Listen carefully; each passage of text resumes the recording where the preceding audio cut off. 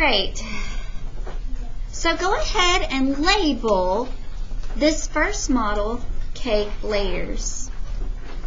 And if you think about what you were doing with those cubes when we were just playing around and we were building a while ago, we started from the bottom and we built up, right? Well, because we started with the bottom and we built up, that made it easy to do that. But the bottom is not easily seen right now, is it? So the first thing that I want you to do is I want us to work from the top and go down. So I'm actually going to take my colored pencil and I'm going to outline this top. I'm going to outline the top.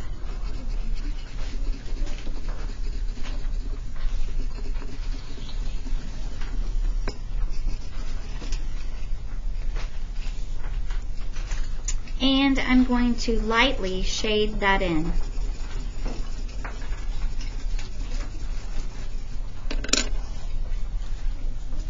I'm going to lightly shade that in. Raise your hand if you can tell me what is the area model that you see that I have just shaded in. What is the area model that represents what I have just shaded in? Sadie. 6 total square centimeters, right? But what represents it? What measurements give us 6?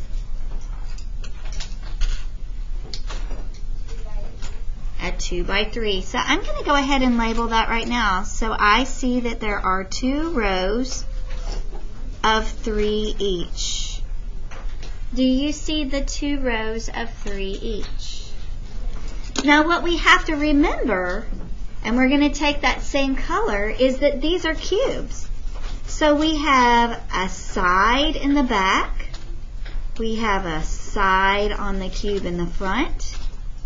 We're actually able to see the front 3 pieces right here. And so I'm going to shade those in all the same color because they are all a part of that layer. That first cake layer that we're talking about. So hopefully as you're shading, it's making it start to pop out to you that these right here are a group of 3 and we have another group of 3 right behind that. Do you see that? And that sometimes can be confusing for 5th graders because now we have to start thinking about pieces that we don't always see all the parts. We only can see some of the pieces. Now, when we built our cake a while ago, we built 2 layers, right? So I'm going to actually change colors and I'm going to color my bottom layer. So I'm going to outline my bottom layer. And on my bottom layer, am I able to see the top of this layer? No, we're not able to see the top. But because we can see that it's still 2 going back and 3 going across the front, is it also a layer of 6? Yes, it is also a layer of 6.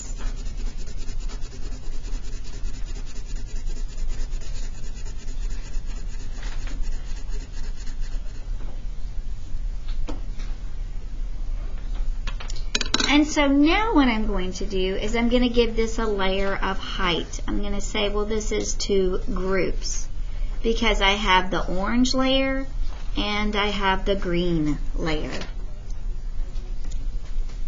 So I call this cake layers, where you have one layer on top of another layer. Give me a thumbs up if that makes sense to you. Okay?